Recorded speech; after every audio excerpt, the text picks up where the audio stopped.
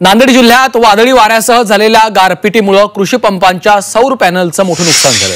जोरदार वादळी वाऱ्यामुळे बिलोलीमध्ये अनेक कृषी पंपांचे सौर पॅनल तुटलेत, तर गारपिटीमुळे पॅनलला मार लागून पॅनल खराब झाले। याची नुकसान भरपाई देण्यात यावी अशी मागणी शेतकरी करतायत। वादळी वाऱ्यामुळे माझं अतोनात नुकसान झालेलं आहे। सौर पॅनल आणि इतर भरपूर काही नुकसान झालेलं आहे। सगळ्यात जास्त म्हणजे सौर पॅनलचं आमचे खूप नुकसान झालेलं आहे।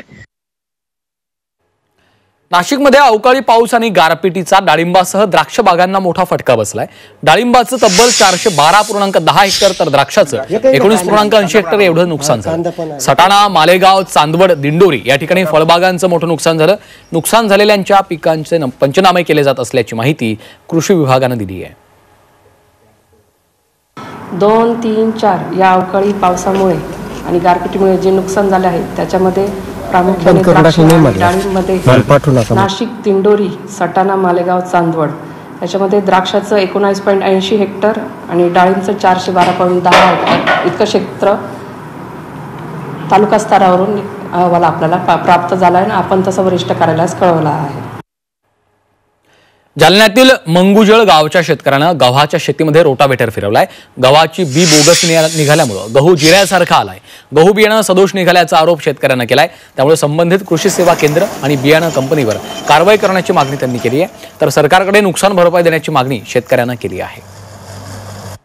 महालक्ष्मी संग्राम गोल्ड या कंपनीचा गहू होता।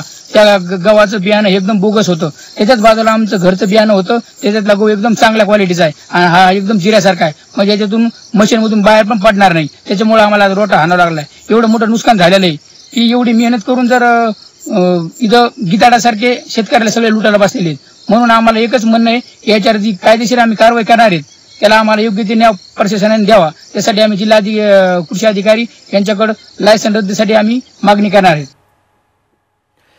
हिंगोलीमध्ये अवकाळी पावसाचा फळ पिकांना फटका बसलाय। पावसामुळे केळी, आंबा, पपई, हळद या पिकांचं मोठं नुकसान झालं। त्यामुळे शेतकरी आर्थिक अडचणीत सापडलाय। सरकारनं पंचनामा करून नुकसान भरपाई द्यावी अशी मागणी शेतकऱ्यांनी केली आहे।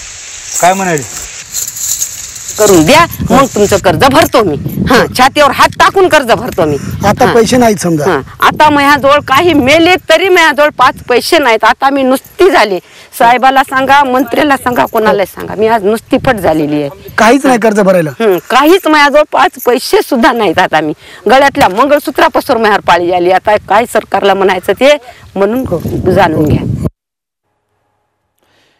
हिंगोलीतल्या हळद मार्केटमध्ये हळदीच्या दरात घसरण झाली आहे। आधी 14 ते 16 हजार रुपये प्रति क्विंटल हळदीला दर मिळत होता, मात्र आता दरामध्ये घसरण झाल्यामुळे 13,000 रुपये क्विंटल दर मिळतोय। तर दर्जेदार हळदीची 15 ते 16 हजार रुपये प्रति क्विंटलनं खरेदी सुरू होती। त्यामुळे शेतकऱ्यांनी मोठ्या प्रमाणात बाजारात हळद आणली, मात्र हळदीची आवक बाजारात वाढताच दरात घसरण झाल्यामुळे शेतकऱ्यांची चिंता वाढली आहे।